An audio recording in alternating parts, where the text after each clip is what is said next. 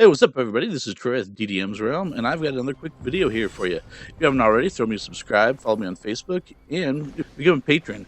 That kind of support really helps me keep these things going. All right, for this video, we are going to look at the Yester Hill Epic Heroic Encounter in the new mod. All right, first thing you need to know is to make sure that you don't activate this encounter until you're ready to go, because you will immediately start buffing up the boss of this thing. So, throw on some buffs, make sure you get a bunch of DPS stuff. Once you're ready, charge in. Once you charge on in, the encounter is going to activate, and you're going to see that you've got to clear the mobs here, and that there are going to be twig blights that are going to start wandering in. These twig blights, if they make it to Thornspur in the middle, are going to be able to start buffing them up. So that bar you see over to the right is how buffed up he's going to be. So there's two kind of stages in this thing.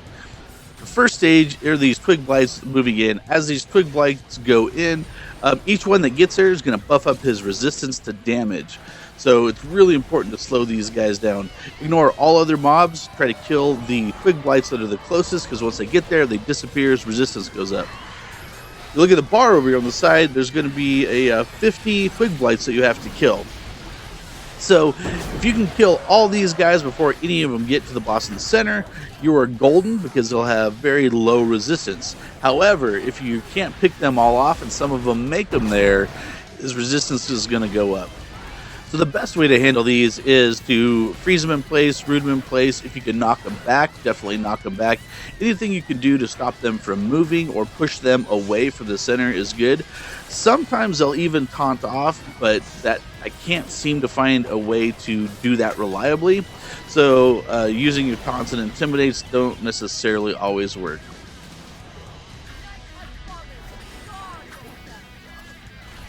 So be careful at night, as this does definitely attract the night terror.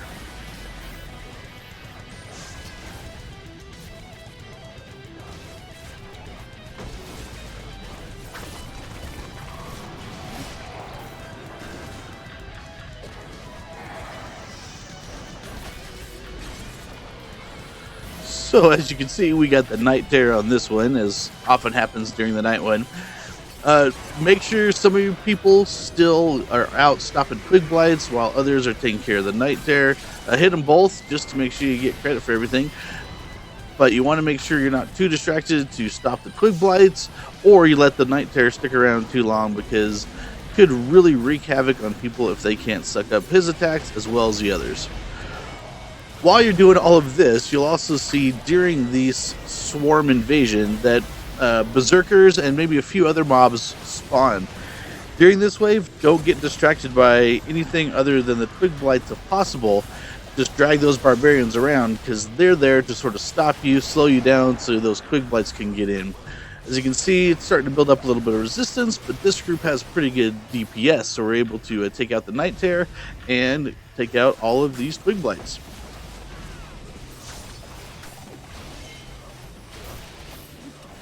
So as we get the last of these twig blights, you'll see our ticker goes up to 50, and we'll enter the stage 2 of this fight.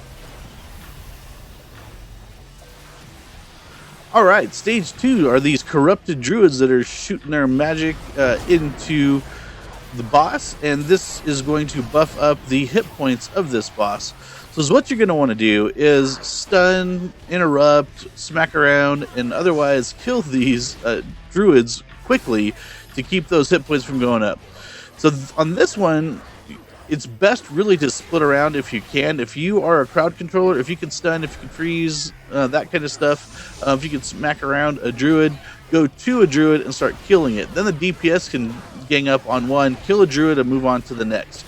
Don't worry about fighting the other mobs that are there. All you're trying to do is kill the druids as fast as absolutely possible to keep Thornspur from getting tons of hit points.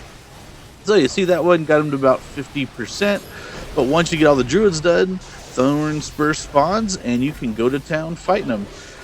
Really not that hard of a boss. The hardest part of this is the first 2 waves, because if you do poorly on that, this boss will be very difficult. But if you do okay on this, then Thornspur is not that hard to fight at all. He's got a few AE attacks like that, fairly easy to protect from. If you're at range, watch out, because they'll throw some brambles on you.